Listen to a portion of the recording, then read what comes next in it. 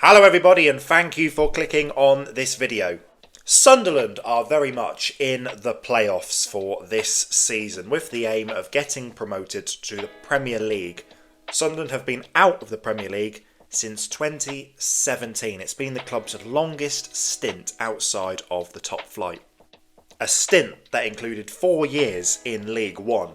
At the time, this seemed like an absolute disaster and no one knew what sort of long-term damage this would cause to the club. But Sunderland aren't the first club who've traditionally spent most of their history in the top 2 tiers and then dropped down into the third. So today I want to look at a few clubs that dropped down into the third division, some of which for a couple of seasons, but then bounced back to the big time and in some cases even Europe. So we begin with the obvious one, and that was Leicester City. In 2009 they dropped down to the third tier of English football for the very first time, but they weren't there for very long. They immediately went straight back up. They of course then went on to win the Premier League in 2016, and even as late as 2021 they finished 5th in the league and they won the FA Cup. A fairy tale story, but they showed that it is possible. The next one on the list is Southampton, who dropped down into the third tier in 2009 when they were in an absolute sorry state of affairs.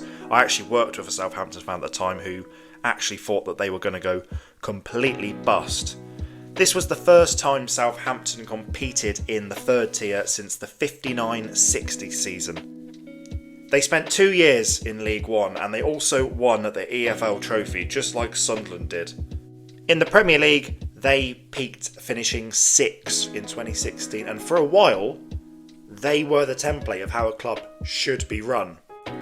Though they did tail off for quite a few years, getting relegated, and now they're on course to possibly break Derby's record for the lowest points total of all time. So it went a little bit sour for the Saints.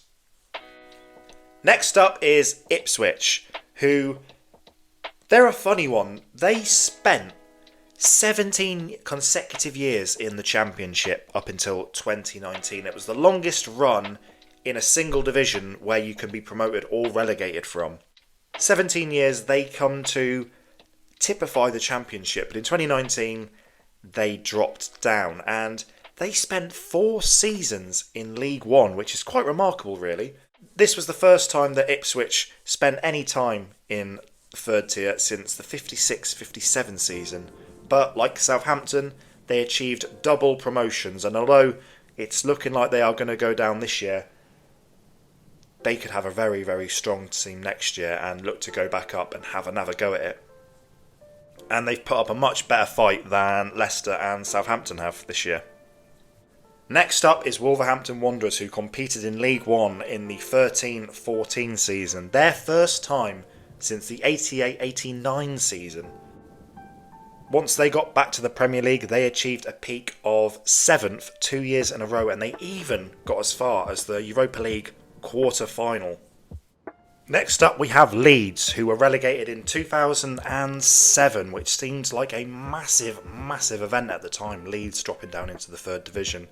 They spent 3 years there. It was their first ever stint in the third tier. They then spent a few years in the Championship before finally getting promoted, and they achieved a peak of 9th in the Premier League. And I quite fancy a rematch of the 1973 FA Cup final at Wembley in May next month. Sunderland versus Leeds in the playoff final. Oh, that would be incredible. Next up we have Nottingham Forest, who in 2005 dropped down to League One for the first time since the 50s. They spent 3 seasons there, eventually finishing runners-up back to the Championship before finally winning the playoffs to get promoted to the Premier League. After a 16th place finish and a 17th place finish, at the time of me recording this video, they are 3rd in the Premier League and they are still in the FA Cup. They could be playing Champions League football.